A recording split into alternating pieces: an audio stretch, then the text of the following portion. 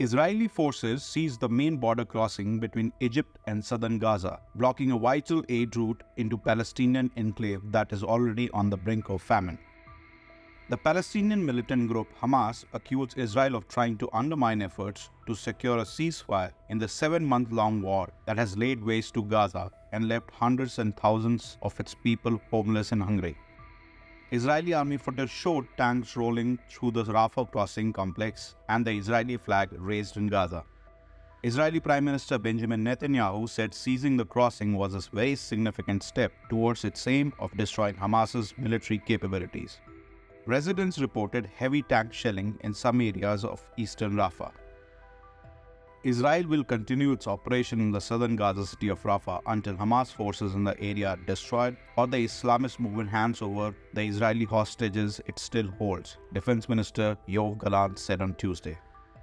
White House Press Secretary Karine Jean-Pierre told in a briefing that Israel's closure of the crossing was unacceptable. On your concerns, obviously, about the risk to civilians and escalating the humanitarian crisis in Gaza, I want to follow up on something that Kirby said earlier.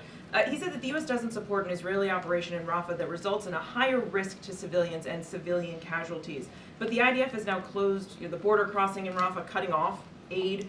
How does that not impact civilians? So one of the things that we've been very clear about, that the crossings that have been closed need to reopen.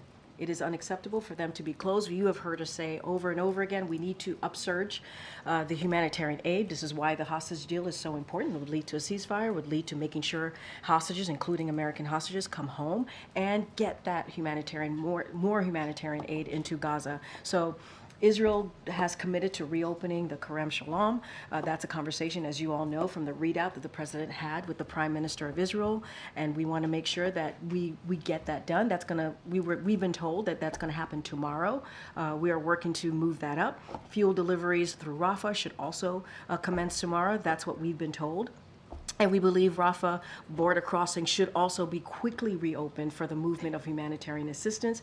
We are insisting that there should be no disruptions of humanitarian assistance flows. It is important. We know you all obviously have been reporting on this, how dire the situation is currently in Gaza, and we want to see these two crossings open. While U.S. State Department spokesman Matthew Miller says closing of Rafah and Kerem Shalom crossing by Israel set back the delivery of humanitarian assistance into Gaza. You've been warning, obviously, for that this operation shouldn't go ahead without that plan. You seem to be holding back from saying that it has gone ahead, but in terms of what you've been warning about, the humanitarian impact, it seems there is already an impact in terms of, another border crossing is closed, and at the moment we understand both border crossings are closed. So do Israel's actions over the last 24 hours set back the work that you've been pushing them to do on the humanitarian situation, given that there's a near famine conditions in Gaza? Certainly, the closing of Kerem Shalom and the closing of Rafah set back the delivery of humanitarian assistance. Now, to some extent, the full answer to that question depends on what happens next and whether they're quickly reopened. And Israel has committed to reopen Kerem Shalom tomorrow. We're working to make sure that that actually happens so humanitarian assistance can continue to come through. And I should add that Kerem Shalom didn't close just because of an action by Israel. It closed because it was bombed by Hamas. So we want to see it reopen as soon as possible. They've said they'll do it tomorrow. Same thing with Rafah. They said that Rafah will reopen for the delivery of fuel, which is incredibly important to desalinization of water. It's incredibly important to fueling the trucks that deliver humanitarian assistance once it's inside Gaza.